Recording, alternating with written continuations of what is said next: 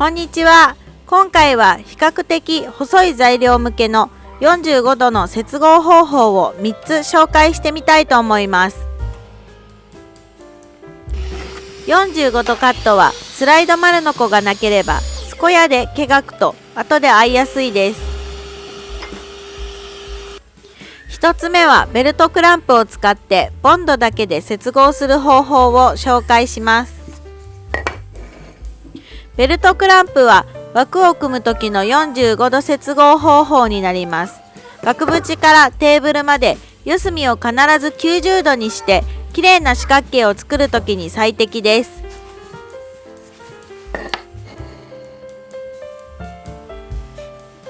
これがベルトクランプです。今回使う工具は概要欄に載せておきますので参考にしてください。まず90度のパーツを軽く四隅に合わせてから接合部にボンドを塗ります。普通の木工用ボンドでも大丈夫ですが、今回はタイトボンドを使います。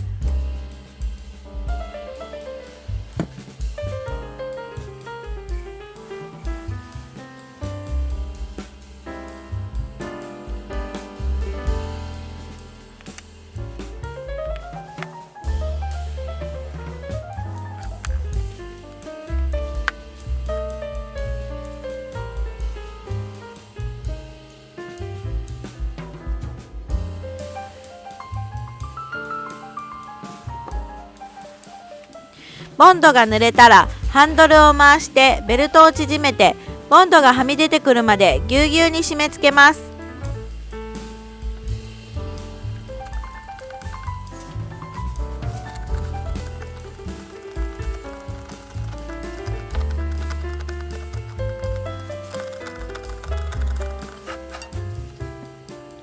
これで一晩置いておきます。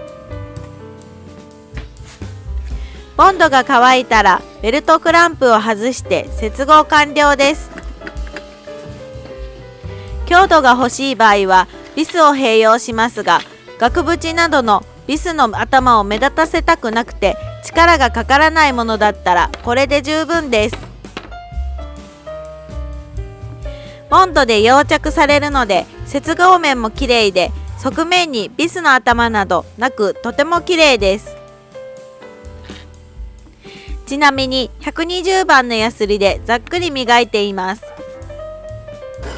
2つ目はビスだけで接合する方法です。スピードが速いのでビスの頭が気にならなければおすすめです。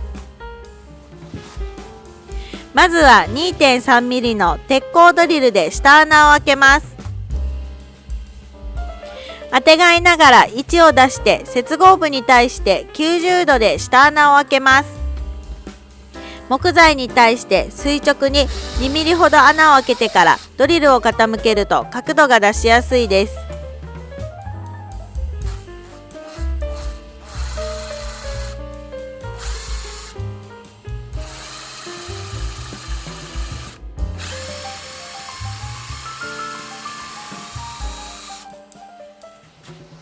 次に木の割れを防ぐために皿取りをします。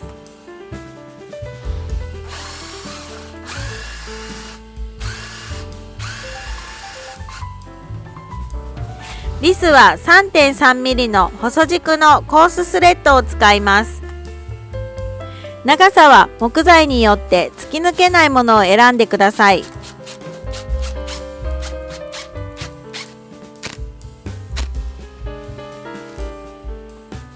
ビスの頭は目立ちますが、速い割に強度は十分です。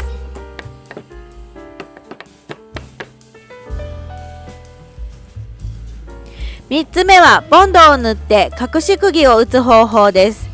ベルトクランプがない場合に安く済ませることができます。クランプしづらい薄い材料や枠にしない場合も使えます。角度を出して手で刺せるところまで刺しておきます。あとはボンドを塗って材料をクランプしてからハンマーで叩き込みます。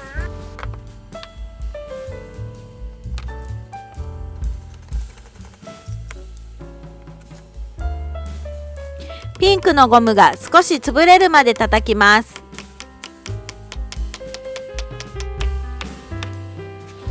一晩乾燥させてからクランプを外します。最後にこのピンクの部分を叩いて落とします。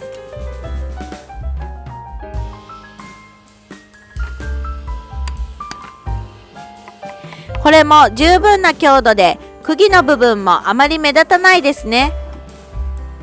あくまでも私たちがよく使う方法ですが、参考になれば幸いです。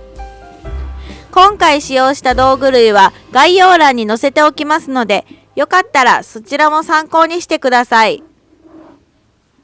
最後までご視聴いただきありがとうございました。